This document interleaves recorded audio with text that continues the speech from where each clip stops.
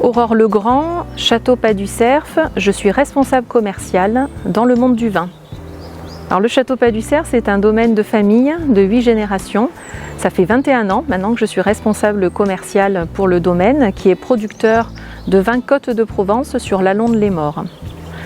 Nous produisons environ 500 000 bouteilles et nous avons une clientèle très diversifiée, du particulier jusqu'aux professionnels évidemment du métier de la restauration, des cavistes, de la grande distribution, des grossistes et de l'export.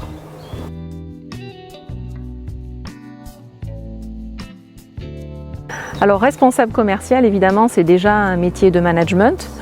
Donc j'anime une équipe de 35 agents commerciaux sur toute la France. Je manage ma responsable commerciale export, du personnel évidemment ici au domaine, donc mon assistante commerciale qui s'occupe de tout ce qui est prise de commande, saisie des commandes, logistique, tout ce qui est secrétariat commercial évidemment. J'ai une personne qui est ici sur place pour la vente à la boutique et qui accueille donc les particuliers ici sur le domaine. Et mon métier, c'est aussi bien de la prospection que du suivi commercial, en termes, on va dire, pur commerce. Mais mon métier est assez varié puisque c'est aussi bien d'être sur le terrain pour accompagner notre équipe d'agents commerciaux. En ayant 35 agents, je visite toutes les régions de France toute l'année pour les manager, les suivre et aller voir directement à la rencontre donc, de nos clients.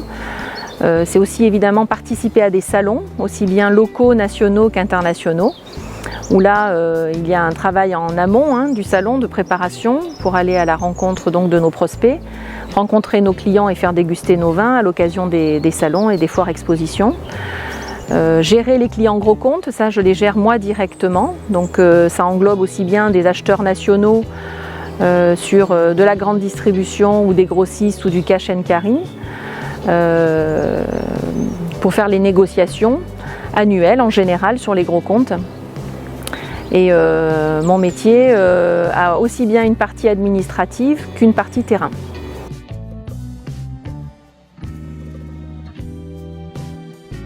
Alors, les 3 qualités pour être responsable commercial, déjà, comme son nom l'indique, responsabilité signifie management, donc il faut aimer gérer les hommes et les femmes. Une des qualités indispensables pour être responsable commercial, évidemment, c'est le contact client, puisqu'on est en contact avec les clients ou les prospects toute la journée, donc c'est une qualité humaine, aimer les gens, être à l'écoute.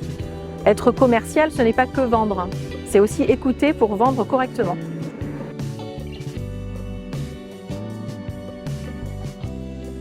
Mon outil préféré, j'allais dire l'outil indispensable, c'est le téléphone. Parce que n'importe où on est aujourd'hui, on peut se connecter et ça nous fait gagner énormément de temps. Et dans notre métier, il faut être disponible. Donc le téléphone, ça reste un outil indispensable. Peut-être pas mon préféré, mais je pense que c'est la passion.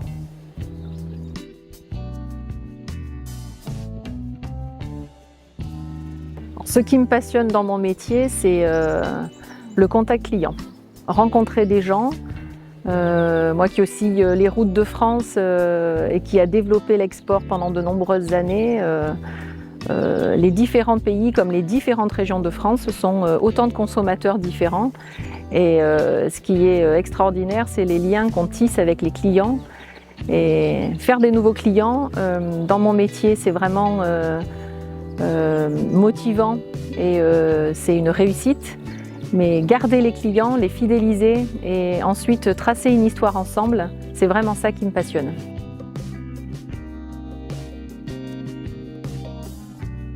Alors le conseil que je peux donner, c'est déjà faire un métier qu'on aime, ça me semble important d'être heureux dans sa vie et de faire quelque chose qu'on aime. Et quand on aime le métier, forcément, et quand on est passionné par son métier, ça fonctionne parce qu'on parle avec le cœur. Et ça, c'est le conseil que je peux donner, faire vraiment un métier qu'on aime. Et aussi d'être patient.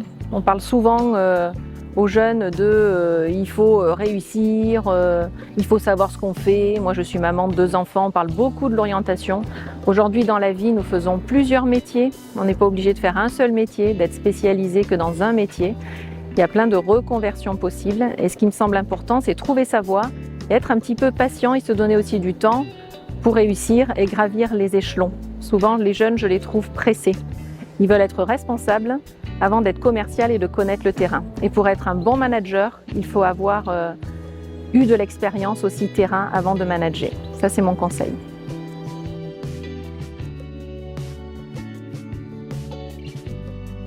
Alors, j'ai pas vraiment une journée type. Au commerce, elles sont plutôt variées. C'est ce qui me plaît dans le métier. Je peux vous parler par contre de mon organisation à l'année. Je démarre en janvier avec les réunions commerciales où on a travaillé en amont sur toute la partie statistique avec donc les objectifs à atteindre et où on réunit nos équipes pour les motiver et leur donner les objectifs de vente.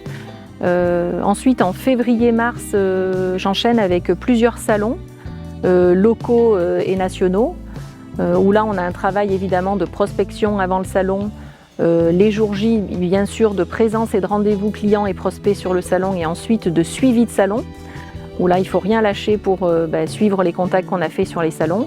Et ensuite de mars à mai-juin, je suis sur la route pour manager donc mes équipes sur toute la France. Donc mes 35 agents dont je vous parlais, où là c'est des organisations type. La tournée c'est du mardi au vendredi puisque les cavistes sont fermés le lundi, donc les journées d'accompagnement se font du mardi au vendredi.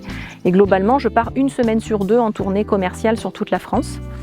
Ensuite l'été c'est le moment où on est un petit peu plus ici sur le domaine, où on a une grosse activité d'accueil clients français, internationaux et aussi d'activités ono-touristiques que nous organisons ici puisqu'on est en Provence, donc c'est très touristique. Donc je suis plutôt ici sur le domaine en renfort avec les équipes et sur la partie événementielle. Et le septembre c'est les vendanges, comme vous le savez, donc on est plutôt ici sur le domaine et à partir d'octobre on repart en prospection pour notre travail sur l'année d'après. Et c'est là où on rencontre tous nos gros clients, ça c'est vraiment en amont. En janvier c'est déjà trop tard, donc on rencontre les gros comptes à cette période automnale pour faire les négociations de l'année suivante. Et fin d'année, évidemment on est sur les statistiques, la construction des tarifs, plutôt la politique commerciale, suite au volume de production, quels seront nos objectifs, les produits qu'on veut mettre en avant et tout ce qui en découle pour la politique et la stratégie commerciale de l'année qui arrive. Donc une année bien chargée.